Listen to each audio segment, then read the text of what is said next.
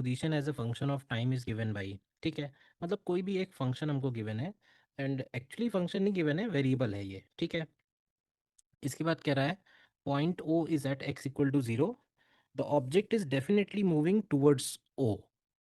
तो देखिए ये बात कर रहा है एक एक्स एक्सिस की, x axis, and this is point O, ठीक है। Let's say this is the positive x axis. अब एक्सिस अगर ये ओरिजिन है तो इसका मतलब नेगेटिव एक्स एक्सिस भी होगी। अब इसमें कह रहा है कि पार्टिकल डेफिनेटली टूवर्ड्स ओ चल रहा है, मतलब कहने का मतलब है कि अगर पार्टिकल पॉजिटिव एक्स में है, मतलब पॉजिटिव एक्स कोऑर्डिनेट में है, तो पार्टिकल की वेलोसिटी ओरिजिन की तरफ है, ठीक है। और अगर पार्टिकल नेगेटिव एक्स में है तो भी पार्टिकल की वेलोसिटी ओरिजिन की तरफ है, देखिए। तो इसका मतलब ये चाह रहा है कि particle is always moving towards origin. तो ऑलवेज मूविंग टूवर्ड्स ओरिजिन की कंडीशन क्या होगी? तो आप ऐसे बोल सकते हैं कि अगर एक्स पॉजिटिव है तो उसकी वेलोसिटी नेगेटिव है, और अगर एक्स नेगेटिव है तो उसकी वेलोसिटी पॉजिटिव है।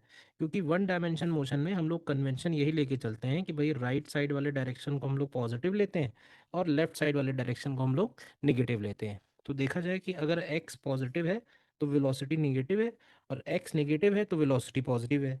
तो ये दोनों बातें हमारी कौन से ऑप्शन में सेट हो रही हैं? तो देखो फर्स्ट और सेकंड में तो नहीं सेट हो रही है, क्योंकि इसमें सिर्फ वेलोसिटी की बात कर रहा है, ग्रेटर देन जीरो या less than zero. Third option और फोर्थ ऑप्शन में अगर आप देखो, हम ऐसा बोल सकते हैं कि भाई जो x इंटू वी का प्रोडक्ट है, x इंटू वी का, ये product definitely less than zero होना चाहिए। x और v का product definitely less than zero होना चाहिए। तो अगर हम x को x रखते हैं और वेलोसिटी की जगह हम लोग लिख देते हैं dx अपॉन dt, तो it should be less than zero, ठीक है। तो this can be written as, देखिएगा ध्यान से, this can be written as d upon d t of x square is less than zero. D upon d t of x square less than zero. By two की जरूरत पड़ेगी, वो to कहीं भी multiply कर दीजिए। तो ये थर्ड वाला ऑप्शन हमारा इसमें करेक्ट आएगा, ठीक है ना। और ये चीज़ हम लोग टू डी के लिए भी आप ध्यान रख सकते हो, ठीक है ना। टू डी में भी इस तरह से प्रॉब्लम बनती है कि भाई पार्टिकल अगर आर वेक्टर पे है और हम चाहते हैं कि ये पार्टिकल टूवर्ड्स ओरिजिन आए, मतलब पार्टिकल की जो वेलोसिटी है वो इस तरह से हो कि पार्टिकल ओरिजिन की तरफ आए। तो इसमें भी हम लोग इसी तरह से कंडीशन बना के ये बोलते हैं कि भाई आर वेक्टर और वी वेक्टर के बीच में जो एंगल है, अगर ये एंगल ऑब्ट्यूस है तो particle is moving towards origin. अगर ये वाला एंगल ऑब्ट्यूस है then particle is moving towards origin, और in other words we can say कि r dot v should be less than zero. Next question में कह रहा है velocity of a particle is dependent on time t as, particle की velocity time के function में दी हुई है जहाँ के का वैल्यू गिवन है।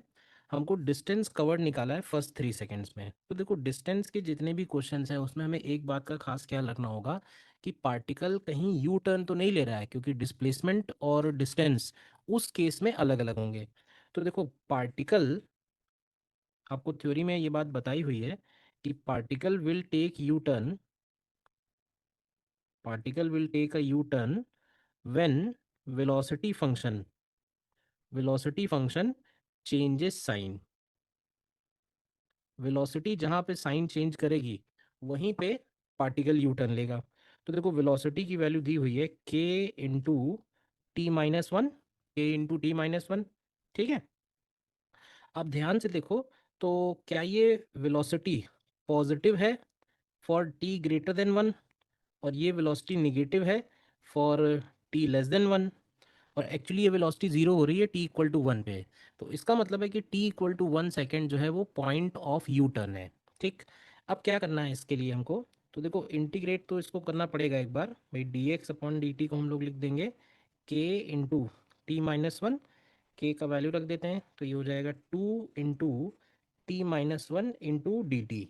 तो देखो एक तरीका तो इसका मैथमेटिकल है कि हम मॉड वी लेके उसको इंटीग्रेट करें। दूसरा तरीका क्या है जो मुझे थोड़ा ज़्यादा पसंद है, वो है देखिए अगर हम इसको ज़ीरो से टी और ज़ीरो से एक्स इंटीग्रेट करते हैं तो यहाँ से एक्स की वैल्यू हमें मिलेगी, देखिएगा ध्यान से, टी का इंटीग्रेशन हो जाएगा टी स्क्वायर बाई टू, और वन का इंटीग्रेशन माइनस टी। तो आप यहाँ से x को टाइम के फंक्शन में निकाल लीजिए। ठीक, अब आप ये देखो कि पार्टिकल का डिस्टेंस हमको कहाँ निकालना है। डिस्टेंस हमको 3 सेकेंड में निकालना है। तो पहले ये देखो कि t इक्वल टू 0 पे पार्टिकल कौन से x कोऑर्डिनेट पे था, तो 0 पे था। फिर आता है t इक्वल टू 1 सेकेंड जब यू टर्न हुआ है, तो पार्टिकल कौन से कोऑर्डिनेट पे है। तो अगर हम t की जगह 1 रखेंगे तो ये 1/2 -1, यानी x की वैल्यू -1 आती है। और t इक्वल टू 3 सेकेंड पे पार्टिकल का x क्या है, तो t इक्वल टू 3 सेकेंड पे पार्टिकल का x अगर निकालेंगे तो ये हो जाएगा 9/2 एंड -3। तो ये वैल्यू आपकी निकल के आएगी 9 - 6, यानी ये +3 मीटर निकल के आ रही है। तो अब इसका मतलब ये हुआ कि पार्टिकल 0 से -1 गया। देखो मतलब पार्टिकल x इक्वल टू 0 से x इक्वल टू -1 गया है। तो अगर 0 से -1 गया है तो इसने 1 मीटर का डिस्टेंस कवर किया है। उसके बाद ये यू टर्न लेने के बाद -1 से 3 गया है। यू टर्न लेने के बाद ये पार्टिकल -1 से x इक्वल टू 3 गया है, यानी 4 मीटर का डिस्टेंस इसने और कवर किया है। तो जो टोटल डिस्टेंस कवर्ड आएगी वो 1 + 4 यानी कि 5 मीटर्स के इक्वल आएगी। तो ये हमारा सेकेंड वाला ऑप्शन इसमें करेक्ट है। ठीक है ना। वैसे ये एक तरीका है, आप एक दूसरा तरीका भी इसमें लगा सकते हो। करना क्या होगा कि अगर हमें डिस्टेंस निकालना है तो डिस्टेंस होता है integration of mod we D T. ठीक है ना। मतलब हम क्या करेंगे, के का वैल्यू अगर रख दें तो ये mod of t - 1 into D T आएगा, और इसको हमें 0 से 3 इंटीग्रेट करना है। अब आपको मालूम है कि मॉड फंक्शन निगेटिव होता है, -x होता है x < 1 के लिए, और x होता है x < 1 के लिए। तो 0 से 1 में ये फंक्शन निगेटिव है। तो हम ये भी कर सकते हैं कि इसको 0 से 1 इंटीग्रेट करेंगे 1 - t को, मॉड ओपन किया है, और प्लस 1 से 3 हम इंटीग्रेट करेंगे t - 1 dt को। तो आप देखोगे एक टर्म से हमको 1 मिलेगा, एक टर्म से हमको 4 मिलेगा। तो ये टोटल डिस्टेंस हमारी 5 मीटर यहाँ से भी आ जाएगी।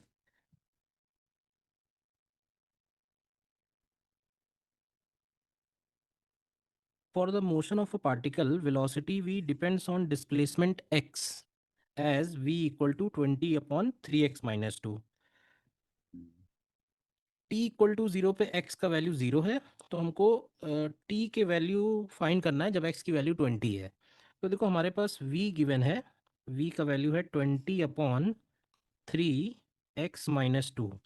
तो देखो वेरिएबल का क्वेश्चन है, तो v को हम लोग लिख सकते हैं dx/dt। ठीक है। तो इसको ज़रा हम लोग क्रॉस मल्टीप्लाई करते हैं तो हमको मिलेगा 3x - 2 into d x is equal to 20 × dt। और इसको इंटीग्रेट कर लेते हैं टाइम 0 से t और x 0 से x। तो देखो लेफ्ट हैंड साइड पे इंटीग्रेशन बनेगा 3x² / 2 एंड -2x, और राइट हैंड साइड पे बनेगा 20 × t। तो हमको बताना है कि at x equal to 20 t की क्या वैल्यू है। तो मुझे लगता है कि बस आपको वैल्यू रखनी है। तो x की वैल्यू 20 रख दीजिए, तो 3 × 20² / 2 -2 × 20 इज इक्वल टू 20 × t। तो ये वैल्यू आपकी आ रही है, ये हो जाएगा 400। तो ये आएगा 200 × 3 600 -40 इज इक्वल टू 20t। तो यहाँ से t की वैल्यू आपको मिल रही है 30 - 2, यानी कि 28 सेकेंड्स के इक्वल। यानी ये सेकेंड वाला ऑप्शन इसमें करेक्ट आ रहा है। A particle of mass m moves on the x-axis under the influence of a force of attraction towards origin O given by। तो ये जो force of attraction है ये हमको दिया हुआ है k/x² I कैप। ठीक है। If the particle starts from rest at x equal to a, the speed it will attain to reach at a distance x from origin O will be। तो देखो अगर हमें फोर्स गिवन है तो हम लोग एक्सीलरेशन निकालते हैं सबसे पहले। तो एक्सीलरेशन की वैल्यू होगी फोर्स अपॉन मास, तो ये आ जाएगी k/m और 1/x²। एंड ये x कंपोनेंट है, हमको निकालना है स्पीड एक्स के फंक्शन में। तो हम एक काम करते हैं, एक्सीलरेशन को लिखते हैं v d v upon d x, and this is equal to k upon m into one upon x square. तो आपको यहाँ से वी डी वी की वैल्यू मिल जाएगी k upon m one upon x square into d x. और अब हम इसको इंटीग्रेट कर सकते हैं। इंटीग्रेट करने के लिए कह रहा है कि particle starts from rest at x equal to a. तो हम लोग इसमें इंटीग्रेट करेंगे एक्स इक्वल टू ए से लेके v इक्वल टू ज़ीरो से लेके x equal to x, v की वैल्यू v। तो लेफ्ट हैंड साइड आएगा v square by two, right hand side आएगा k अपॉन एम, और ये आएगा माइनस वन अपॉन एक्स। और इसमें जब हम a टू x रखेंगे तो देखिए क्या मिलेगा। तो यहाँ से मिलेगा v square by two is equal to k upon m, और ये ब्रैकेट में आ जाएगा one upon a minus one upon x. तो यहाँ से v की वैल्यू आती है under root of two k by m, and bracket में x minus a upon a into x की power one by two. X minus a upon a into x की power one by two. तो देखो ये first वाला option हमारा इसमें correct आ जाएगा।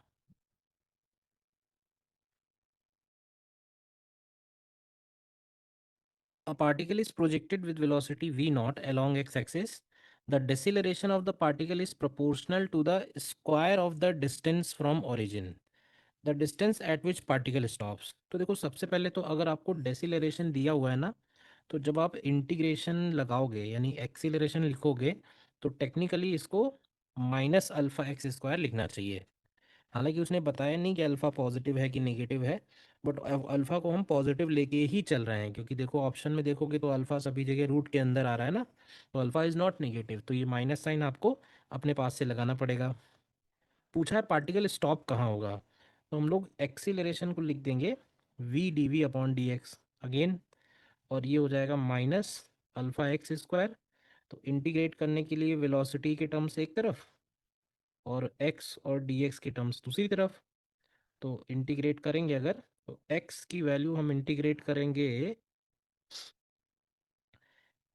x इक्वल टू ज़ीरो पे, इसकी वेलोसिटी v नॉट है, तो x इक्वल टू ज़ीरो पे v की वैल्यू v नॉट है, और x इक्वल टू एक्स पे हमें इसको स्टॉप करना है यानी v की वैल्यू ज़ीरो। तो एक तरफ नोन लिमिट्स हैं और एक तरफ अननोन लिमिट्स हैं। तो लेफ्ट हैंड साइड हमारा आएगा zero square minus v naught square by two, and this is equal to minus alpha by three, और ये आएगा x cube minus zero cube. तो यहाँ से हमको मिलेगा v naught square by two is equal to alpha x cube by three. तो यहाँ से एक्स की वैल्यू अगर आप देखो तो ये three v naught square upon two alpha, अच्छा क्यूब रूट है, ठीक है क्यूब रूट है, तो ये क्यूब रूट आ रहा है three v naught square upon two alpha का क्यूब रूट, यानी कि ये थर्ड वाला ऑप्शन इसमें करेक्ट है। A point moves in a straight line with retardation d, which depends on velocity of the particle v as this. ठीक है, where the c is a positive constant, initial velocity दी हुई है, then the total distance traveled before stopping. तो देखो यहाँ पे भी जो रिटार्डेशन गिवन है, रिटार्डेशन को उसने d से डिनोट किया हुआ है, और ये रिटार्डेशन c रूट v के इक्वल दिया है। तो अगर मैं इसको एक्सीलरेशन में लिखूंगा ना, तो मैं इसको माइनस c रूट v लिखूंगा। अब हमको निकालना क्या है, हमको कह रहा है कि इनिशियल वेलोसिटी पार्टिकल की दी हुई है, तो रुकने तक कितना डिस्टेंस ट्रैवल करेगा। तो एक्सीलरेशन को v will write d v upon d x, and this is equal to minus c root v. तो हम लोग इसमें रूट वी को इधर ले आते हैं, तो यहाँ बचेगा root v into d v, और इधर आ जाएगा minus c into d x. और इसको हम लोग डायरेक्टली इंटीग्रेट कर सकते हैं from x equal to zero when velocity is v naught to x equal to x when velocity is equal to zero. तो रूट वी का इंटीग्रेशन बनेगा v to the power three by two and divided by three by two. ठीक है, इसमें limits रखेंगे हम लोग we not से ली ज़ीरो, और ये हो जाएगा माइनस सी इंटू एक्स। तो यहाँ से आपको एक्स की वैल्यू मिलेगी two upon three c and v naught to the power 3/2, 2/3c and v naught to the power 3/2। तो ये सेकंड वाला ऑप्शन इसमें करेक्ट आ जाएगा।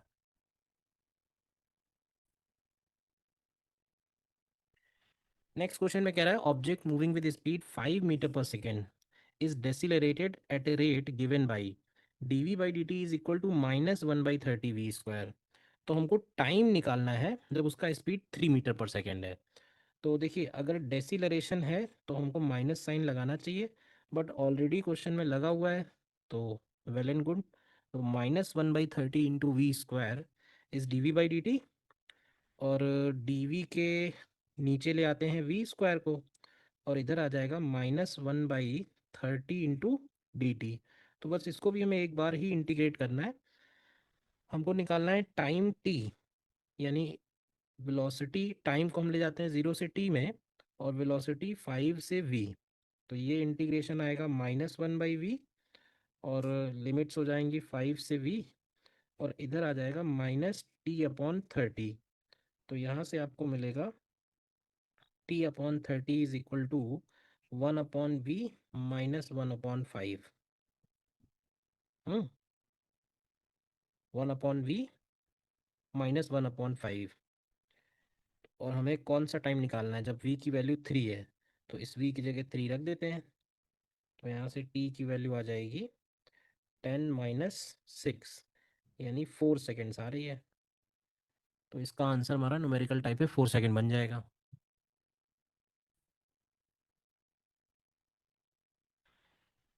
नेक्स्ट क्वेश्चन में a particle point moves in x y plane according to the law x is equal to 3t and y is equal to 3t 1 - t/4, where x and y are in meters in time.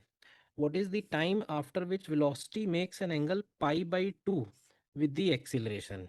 अच्छा, velocity pi/2 with the acceleration. तो देखो सबसे पहले हम इसमें are vector लिख सकते हैं। आर वेक्टर को लिख सकते हैं क्या, xi cap plus yj cap. तो ये हमारा बन जाएगा 3t i cap, and plus इसको मैं मल्टीप्लाई करके लिख देता हूँ, 3t minus 3t² / 4 j cap. This is r vector.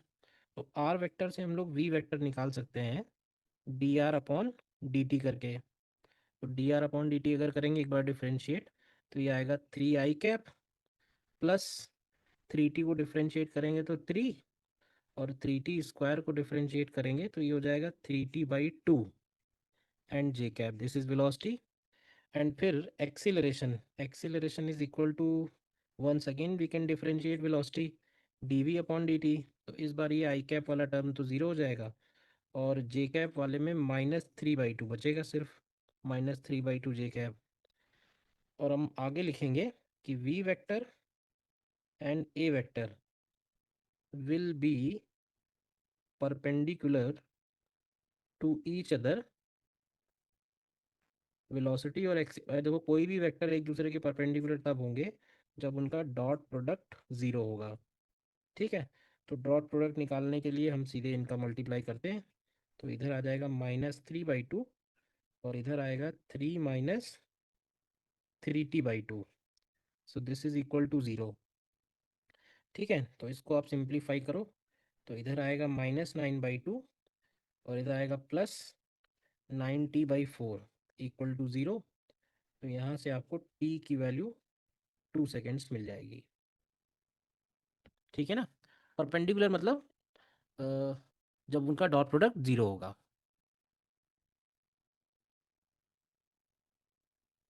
Next question देखिए, ग्राफ के ऊपर बेस्ड है। कह रहा है acceleration time graph of a body shown corresponding velocity time graph. तो देखो हमें सबसे पहले ये समझना है कि एक्सीलरेशन टाइम ग्राफ से वेलोसिटी टाइम ग्राफ कैसे निकालेंगे। तो एक छोटी सी बात वो हमें ध्यान रखनी, वो ये कि जो स्लोप ऑफ वीटी कर्व है, slope of VT curve is acceleration. ठीक है ना। मतलब एक्सीलरेशन का ग्राफ हमारे पास है, यानी कि हमें ऐसा ग्राफ बनाना है जिसका स्लोप हमें ऑलरेडी गिवन है। तो अभी इसको समझने के लिए हम लोग क्या करते हैं, हम इसको पार्ट्स में डिवाइड कर लेते हैं। ए बी अलग पार्ट कर लेते हैं, बी सी पार्ट अलग कर लेते हैं, और सी डी पार्ट अलग कर लेते हैं। अब आप ध्यान से देखो, जैसे ए बी पार्ट में अगर बात की जाए, तो क्या एक्सीलरेशन की वैल्यू पॉजिटिव है और कांस्टेंट है। अब आप वापस से जाइए थ्योरी में, देखिए मैंने क्या लिखवाया हुआ है कि भाई अगर स्लोप पॉजिटिव है, स्लोप की वैल्यू पॉजिटिव है और कांस्टेंट है, तो ग्राफ कैसा रहेगा? तो पॉजिटिव और कांस्टेंट ग्राफ कुछ इस तरह का आता है, this is positive and constant. ठीक, फिर आगे बढ़ते हैं, हम बी से सी में जाते हैं। तो बी से सी में आप देखो तो एक्सीलरेशन की वैल्यू जीरो है। तो एक्सीलरेशन जीरो का मतलब है कि स्लोप की वैल्यू जीरो है।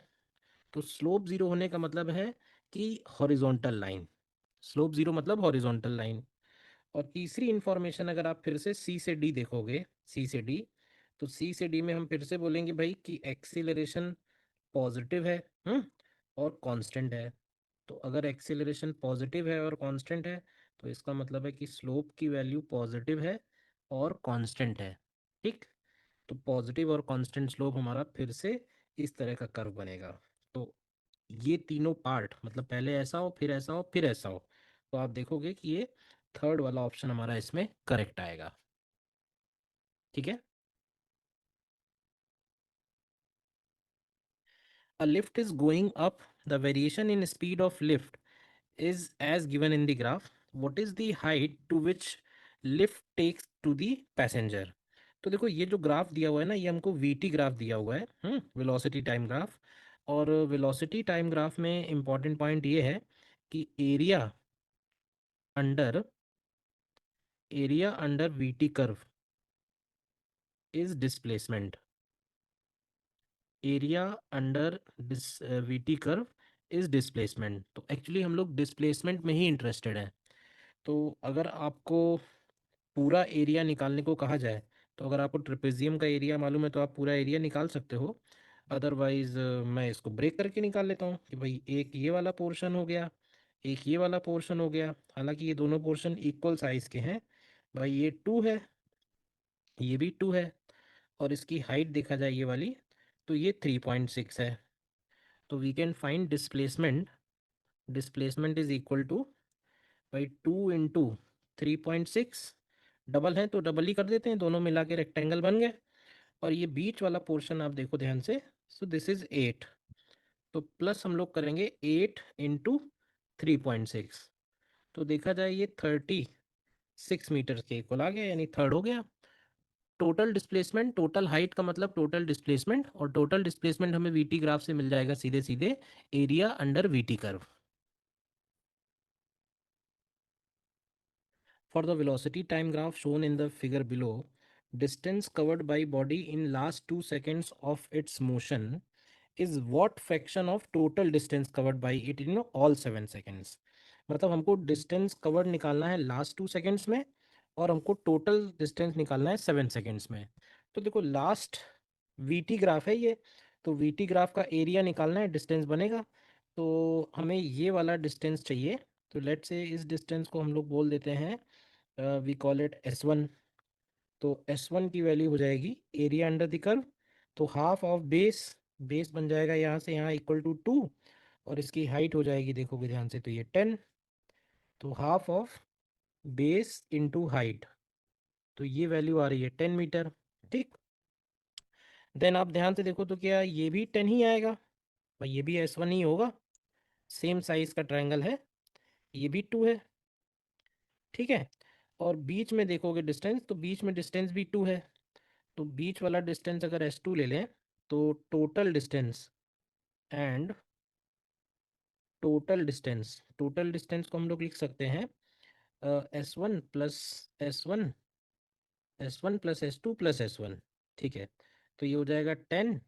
S2 की वैल्यू हो जाएगी 2 इंटू 10 और प्लस 10, तो ये टोटल मिला के 40 मीटर्स हो रहा है। तो इसलिए फ्रैक्शन कितना होगा, तो फ्रैक्शन की वैल्यू अगर चाहिए होगी तो हो जाएगा 10 मीटर जो लास्ट 2 सेकेंड्स में है, एंड 40 मीटर जो सारे 7 पूरे 7 सेकेंड्स में है, यानी कि 1/4। सेकेंड ऑप्शन इसमें करेक्ट है।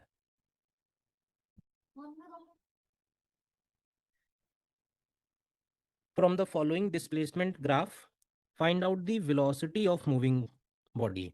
तो देखो सबसे पहले ये ग्राफ जो दिया हुआ है ना, ये टी इस एक्सिस पे है और एक्स इस एक्सिस पे है। हम्म तो एक्स टी ग्राफ से वेलोसिटी निकाल सकते हैं। तो slope of x t curve is velocity. ठीक है, मतलब वेलोसिटी को हम लोग लिखते हैं D x upon d T. और ये जो स्लोप होता है, ये स्लोप बनता है पॉजिटिव एक्स एक्सिस से एंगल। लेकिन ये उसके लिए ट्रू है जब टाइम एक्सिस हॉरिजॉन्टल हो और एक्स एक्सिस इधर हो। यहाँ पे उल्टा है। तो इस लाइन का जो स्लोप है ना, इस लाइन का स्लोप बनेगा D T upon d x. और इसका स्लोप कितना होगा, तो इसका स्लोप होगा tan 30। tan 30 की वैल्यू कितनी होगी, 1/√3। तो देखो इस लाइन का स्लोप 1/√3 है, लेकिन वेलोसिटी जो है वो D x by D T है। तो ऐसे बोल सकते हैं दिस इज 1/dt/dx। तो ये आ जाएगा 1/1/√3। सो फाइनली आंसर हमारा √3 मीटर पर सेकेंड बनेगा। तो थर्ड वाला ऑप्शन इसमें हमारा करेक्ट आएगा। For a particle moving along x axis, velocity time graph is shown in the figure। ठीक है, find the ratio of average speed to magnitude of average velocity in 0 to 5 second. तो देखो average speed क्या होती है, average speed होती है total distance, total distance upon total time, total distance upon total time. ठीक है, और एवरेज वेलोसिटी होता है डिस्प्लेसमेंट से। Average velocity is total displacement upon total time. अब ये देखो कि वीटी ग्राफ से, वीटी ग्राफ का जो एरिया होता है, area under VT graph, area under VT graph is displacement. VT curve is displacement. अब डिस्प्लेसमेंट पॉजिटिव भी हो सकता है, डिस्प्लेसमेंट निगेटिव भी हो सकता है। मतलब कहने का मेरा ये है कि अगर ये पॉजिटिव वाला एरिया निकाला जाए, ठीक है ना, तो इसको हम पॉजिटिव लेंगे क्योंकि ये टाइम एक्सिस के ऊपर है।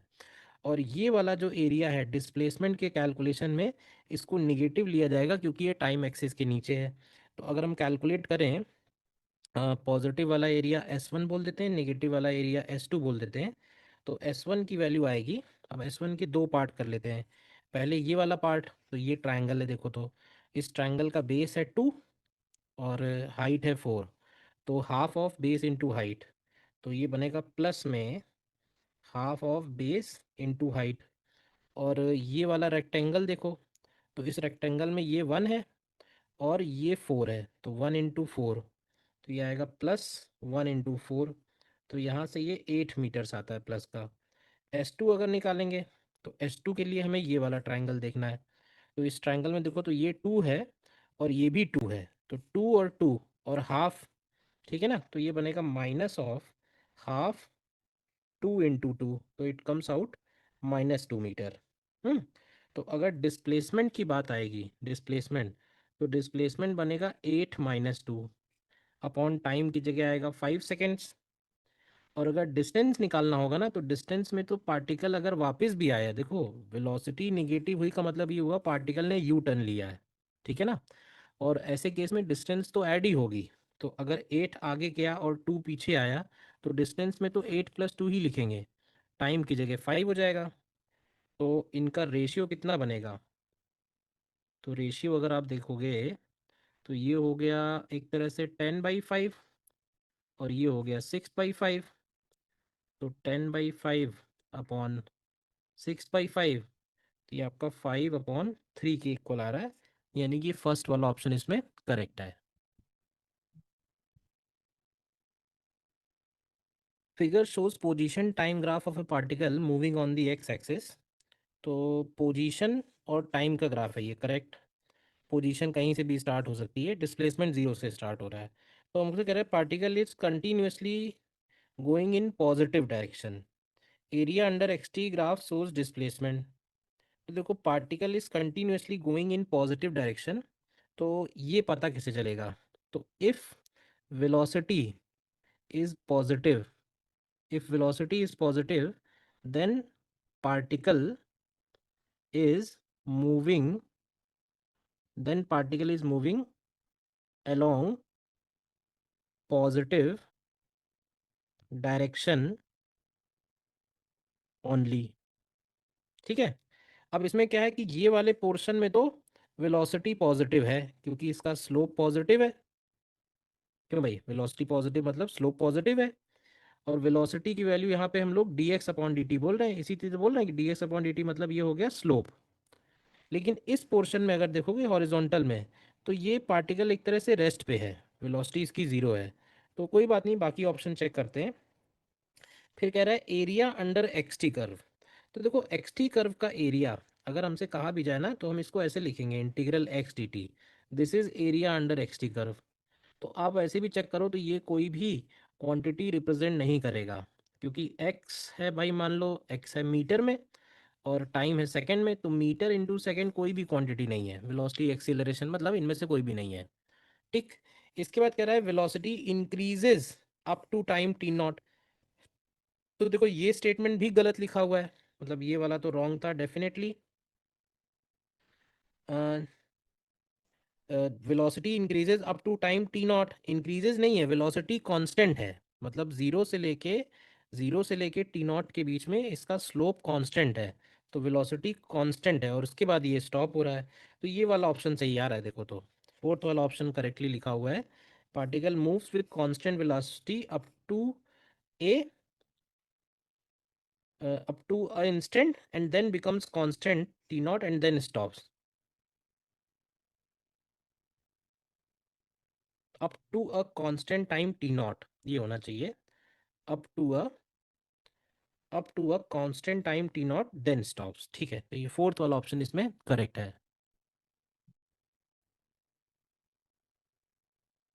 The graph gives the position as a function of time for a train on a straight and level track. Average acceleration of the train between 5 to 35। तो देखो सबसे पहले इसमें मैं आपको ये फिर से याद दिलाता हूँ कि भाई एवरेज एक्सीलरेशन क्या होता है। एवरेज एक्सीलरेशन का मतलब होता है change in velocity upon time interval.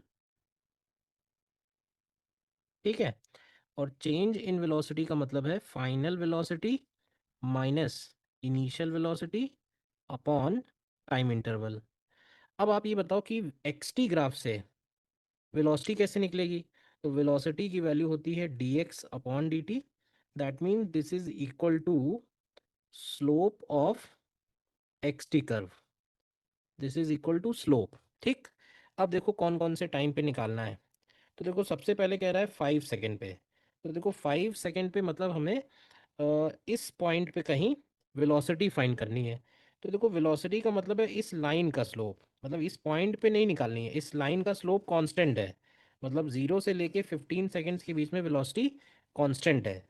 तो from t belongs to 0 to 15, इसकी जो वेलोसिटी है वो हम लोग लिखेंगे स्लोप के इक्वल, और स्लोप लिखेंगे हाइट अपॉन बेस से। तो इसकी हाइट देखोगे तो 1000 है और बेस देखोगे तो 15 है। तो ये हो जाएगा प्लस का 1000 अपॉन 15। ठीक है। This is velocity at t equal to 5 seconds. इसी तरह से 35 सेकेंड्स पे देखो अगर आप, तो 35 सेकेंड्स पे इसका स्लोप निगेटिव है। देखो ग्राफ अगर ऊपर जा रहा है तो स्लोप पॉजिटिव है, ग्राफ नीचे आ रहा है मतलब इसका स्लोप निगेटिव है। तो टी अगर 30 और 40 के बीच में है, तो उसकी जो फाइनल वेलोसिटी है, इसको बोल देते हैं इनिशियल वेलोसिटी। तो ये हो जाएगा इसका हाइट कितना है 750, बट माइनस में जाएगा, नेगेटिव स्लोप है, तो -750/10। तो ये आ जा रहा है माइनस का 75। And this is the velocity at t equal to 35 seconds. तो हमको चाहिए एवरेज एक्सीलरेशन। तो एवरेज एक्सीलरेशन की वैल्यू हो जाएगी v final minus v initial upon delta t. V final minus v initial upon delta t. तो v final की जगह हम लोग लिखेंगे -75, माइनस का 75, और माइनस वी इनिशियल की जगह लिखेंगे 1000/15 and divided by delta t. तो डेल्टा टी की जगह आएगा 35 - 5। तो देखो अगर हम इसको सिंप्लीफाई करें, साइन का बहुत इंपॉर्टेंस है, आप देख सकते हो, ठीक है ना। तो 1000/15 है और 75 है, and then this value is divided by 30। So ultimately ये वैल्यू आती है माइनस का 85/18 मीटर पर सेकेंड स्क्वायर। माइनस का 85/18 मीटर पर सेकेंड स्क्वायर। तो सेकेंड वाला ऑप्शन करेक्ट है, इसमें साइन में कोई मिस्टेक नहीं करिएगा। बिकॉज देखिए पहले स्लोप पॉजिटिव है, फिर यहाँ पे स्लोप नेगेटिव है, और फाइनल वेलोसिटी को नेगेटिव में रखेंगे, इनिशियल वेलोसिटी को प्लस में रखेंगे, लेकिन दोनों नेगेटिव हो गई।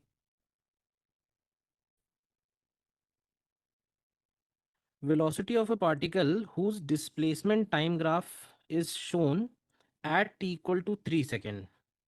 अच्छा, तो देखो वेलोसिटी डिस्प्लेसमेंट टाइम ग्राफ से अगर निकालनी है तो ऐसे बोल सकते हैं कि भाई एरिया,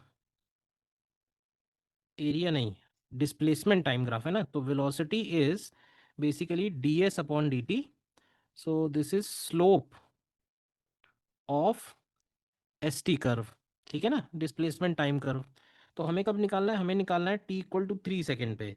तो ध्यान से देखो 3 सेकेंड यहाँ पे कहीं पड़ेगा ना, तो 3 सेकेंड पे सबसे पहला कन्फ्यूजन तो कुछ लोगों को होगा कि भाई स्लोप कैसा है।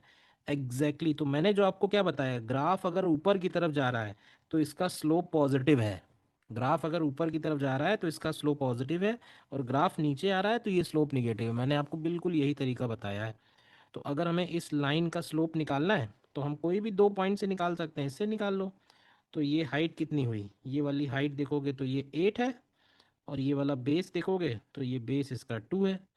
तो स्लोप की वैल्यू हो जाएगी v इक्वल टू, प्लस में आएगा स्लोप, हाइट की जगह 8 और बेस की जगह 2, तो आंसर हमारा +4 मीटर पर सेकेंड होगा। आपको ये कन्फ्यूजन नहीं होना चाहिए कि सर ये तो नेगेटिव में है, ठीक है ना, स्लोप की बात चल रही है, स्लोप इसका पॉजिटिव है।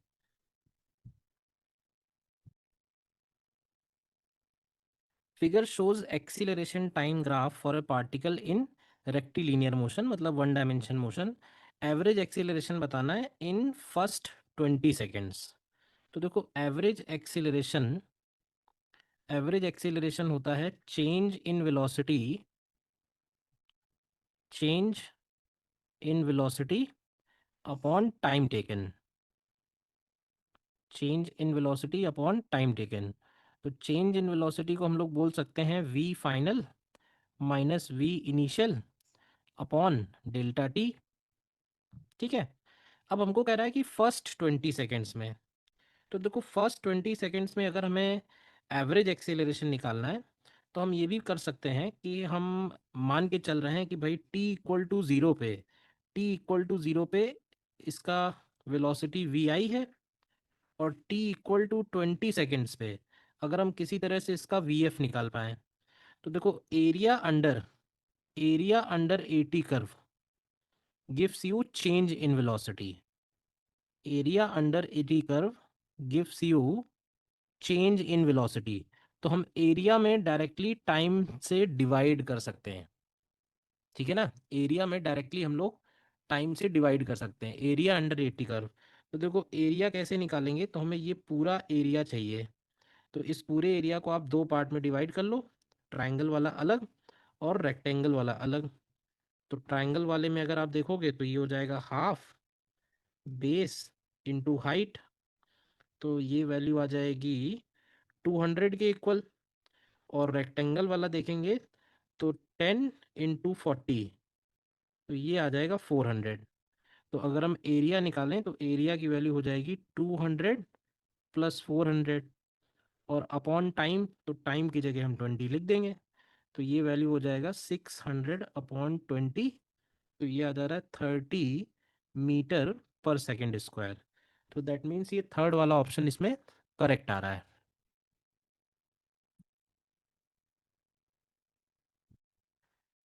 A position time graph is shown, which is a semicircle from t equal to 2 to t equal to 8 seconds.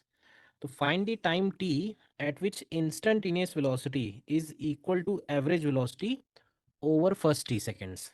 तो देखो सबसे पहले ये समझते हैं कि एक्स टी ग्राफ से इंस्टेंटेनियस वेलोसिटी कैसे आती है। तो देखो instantaneous velocity is basically slope of x t curve, ठीक है ना, slope of x t curve, या ऐसे बोल सकते हैं this is equal to slope of tangent, ठीक बात है, slope of tangent.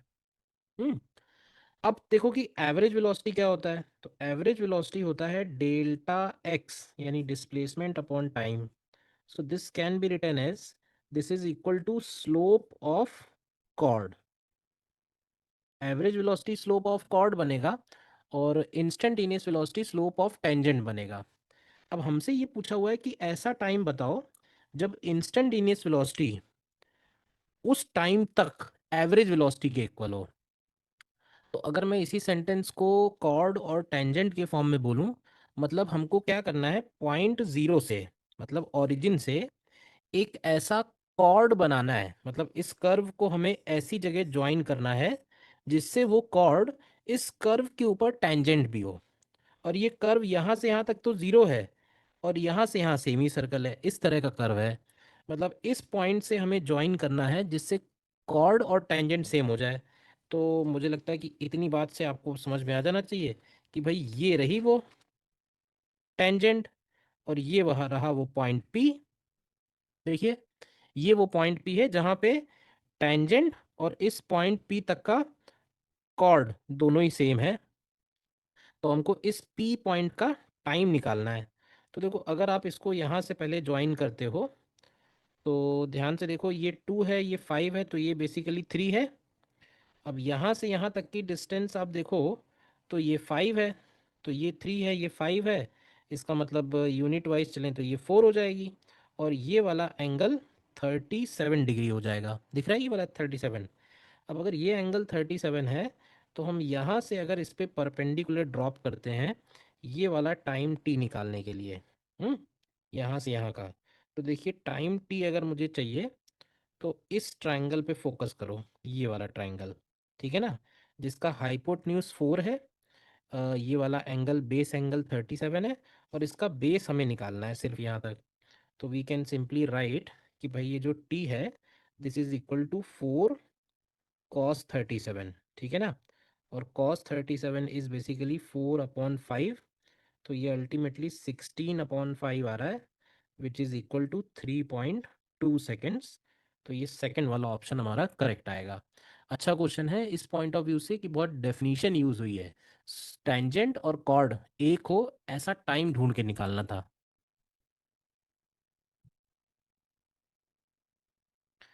A particle is moving along a straight line whose velocity displacement curve is as shown in figure। ठीक है, वेलोसिटी और डिस्प्लेसमेंट का कर्व है ये।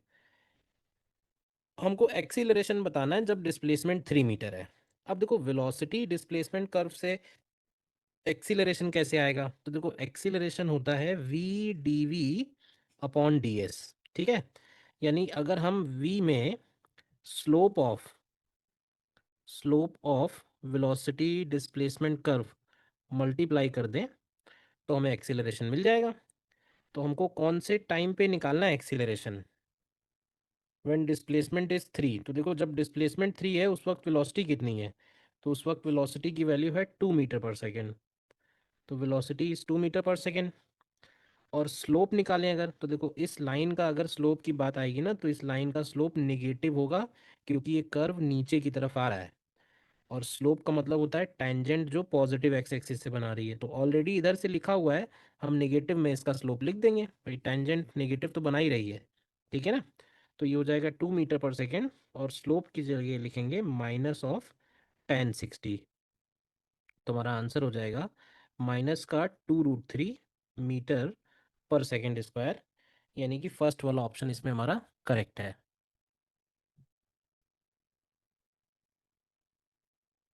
The velocity time graph of a body is shown in the figure. Ratio of magnitude of average acceleration during the interval OA and AB। OA and AB में magnitude of average acceleration निकालना है। हम्म तो देखो average acceleration का formula है, फिर से average acceleration is basically change in velocity upon time. तो अगर हम ओ से लेके ए तक के इंटरवल की बात करते हैं पहले, ठीक है, ओ से लेके ए तक के इंटरवल में एवरेज एक्सेलरेशन की वैल्यू, तो देखो पॉइंट ओ पे और पॉइंट ए पे वेलोसिटी चाहिए। तो पॉइंट ए पे जो वेलोसिटी है वो फाइनल वेलोसिटी हो गई यानी 40। पॉइंट ओ पे जो वेलोसिटी है 0, वो इनिशियल वेलोसिटी हो गई अपॉन टाइम। तो हमको ये वाला टाइम चाहिए, तो ये टाइम तो दिया नहीं हुआ है, तो कोई बात नहीं। आप ऐसे देखो, मैग्नीट्यूड में जाएं तो ये 40 लिखा हुआ है, तो क्या ये इसका बेस 40 कॉट 30 हुआ या नहीं हुआ?